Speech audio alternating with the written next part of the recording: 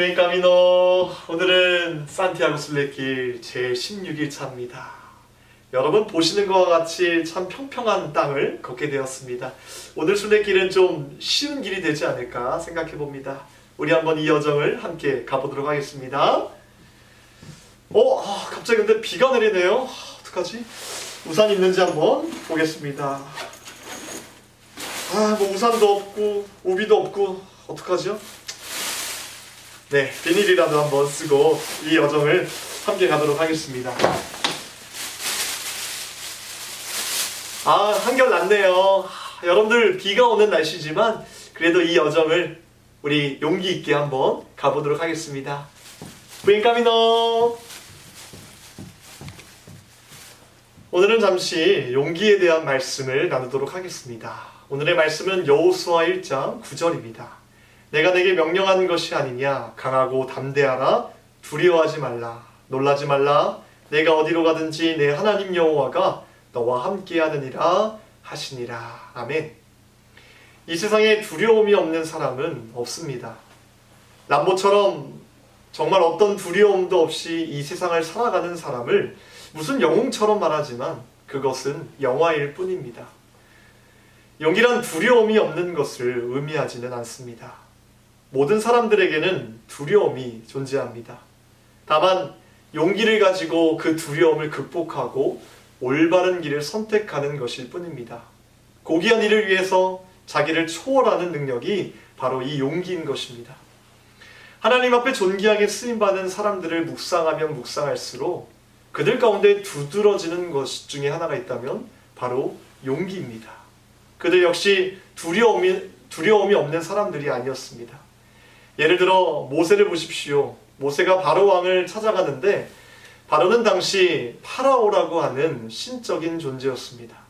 그런 절대자 앞에 나아가 이스라엘 백성을 보내달라고 요청했다는 것은 모세가 용기 있는 사람이었음을 말해줍니다. 입이 둔하고 혀가 무딘 말재주 없는 모세가 바로왕 앞에 가서 말을 할 때에 얼마나 두렵고 떨렸겠습니까? 그러나 그 두려움을 극복하고 그 두려움을 통해 거대한 힘을 끌어옵니다. 이것이 바로 모세의 용기였습니다. 에스더 역시 마찬가지입니다.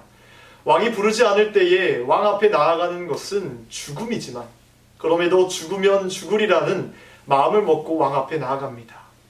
자기 백성을 구하겠다는 사명감이 죽음의 두려움을 극복하게 한 것입니다.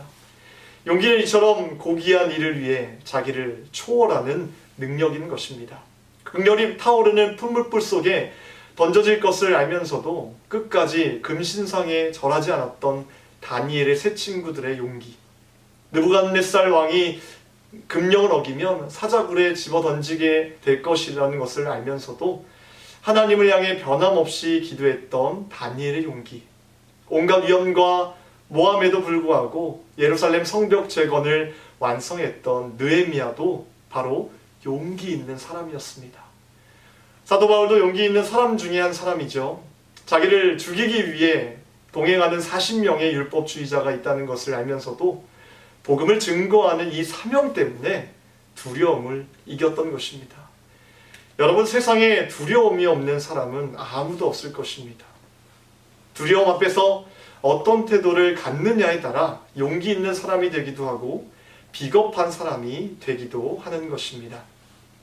두려움 앞에 어떤 태도를 가져야 우리는 용기의 사람이 될 수 있을까요?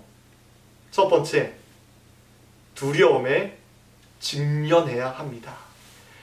두려움은 피한다고 해서 사라지는 것은 아닙니다. 두려움이 다가오면 사람들은 눈을 감아버리는데 그렇게 되면 두려움의 정체가 무엇인지도 파악할 수 없게 되고 두려움은 눈덩이처럼 커져버리고 맙니다. 그래서 우리는 두려움을 직면해야 되는 것입니다. 그런데 두려움은 만만한 존재가 아니죠. 그러므로 두려움이 찾아올 때 혼자 직면하지 말고 조용히 하나님과 함께 그 두려움을 노려보는 것이 중요합니다. 두려움을 정복하는 그 길, 그것은 피하는 방법이 아니라 하나님과 함께 두려움을 직면함으로써 하나님이 주시는 놀라운 힘과 능력을 통해서 이겨나가시기를 바랍니다. 두 번째로 우리가 용기 있는 사람이 되기 위해서는 무엇보다 분별해서 보아야 합니다. 우리가 무엇을 보느냐에 따라서 우리의 생각이 좌우되고 감정이 요동칩니다. 그런데 두려움이 찾아오면 두려움이 커지게 하는 쪽으로 우리의 눈을 유혹합니다. 그래서 분별해서 봐야 하는 것입니다. 사울과 이스라엘 백성들은 골리앗의 큰 키와 몸집을 바라보았기 때문에 두려움에 사로잡혔습니다. 가나안 땅을 정복했던 12명의 정탐꾼 가운데 10명이 본 것도 가나안 사람들의 큰 몸집이었습니다. 그들을 보니 자신들은 마치 메뚜기처럼 작아 보인 것입니다. 두렵지 않을 수가 없었던 것입니다. 여러분, 문제를 바라보는 것이 아니라 문제에서 눈을 돌려 우리는 전능하신 하나님을 바라봐야 되는 것입니다. 또 무엇보다도 우리는 분별해서 봐야 합니다. 하나님을 바라보면 골리앗도 가나안의 거인들도 작아 보입니다. 그래서 다윗은 크신 하나님을 바라보았고 크신 하나님을 바라보니 골리앗은 아주 작게 보일 수밖에 없었던 것입니다. 앞서 열거했던 용기 있는 사람들, 모세나 바울, 다니엘 등 성경에 나타나 있는 용기 있는 사람들의 특징을 보면 그들은 문제에서 눈을 떼어 하나님께 고정하여 바라보았다는 것입니다. 분별해서 바라본 사람들이었습니다. 다시 한번 모세를 볼까요? 이스라엘 민족들을 추격해오는 애국 군대가 있었습니다. 앞에는 홍해, 양옆에는 들어가면 나올 수 없는 광야가 있었습니다. 진퇴양난의 위기 앞에 모세가 바라본 것은 홍해도 아니고 광야도 아니고 애국 군대도 아닌 크신 하나님이었습니다. 여러분 혹시 두려움 가운데 있으십니까? 그 문제에서 눈을 들어 하나님을 바라보십시오. 분별해서 하나님을 바라보십시오. 그러면 두려움으로부터 자유로워질 것입니다. 마지막으로 우리가 용기 있는 사람이 되기 위해서는 분별해서 들어야 합니다. 이스라엘 백성이 두려워한 것은 골리앗의 몸집에서 흘러나오는 위협적인 말 때문이었습니다. 우리가 무엇을 듣느냐에 따라 우리의 감정과 생각도 요동칩니다. 어떤 말 한마디 때문에 좌절 가운데 빠지게도 되고 또 소망을 갖기도 하고 그 말 한마디 때문에 우리가 무너지기도 합니다. 그렇기 때문에 듣는 것을 조심해야 합니다. 여러분 하나님의 음성을 들으십시오.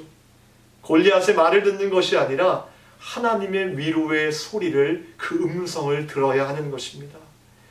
용기 있는 사람들도 모두 두려움이 있었던 사람들이었습니다. 그러나 두려움 가운데서 그 두려움을 뚫고 나갈 수 있었던 것은 하나님의 말씀에 귀 기울였기 때문입니다. 여호수아는 모세가 죽은 후에 가나안 정복을 해야 했는데 그는 두렵고 놀랐습니다. 왜냐하면 한 번도 가보지 않는 그 길을 가야만 했기 때문입니다. 그때 그를 향해서 하나님은 오늘 말씀 이렇게 말씀하셨습니다. 내가 내게 명령한 것이 아니냐? 강하고 담대하라. 두려워하지 말며 놀라지 말라. 내가 어디로 가든지 내 하나님 여호와가 너와 함께 하느니라 하시니라.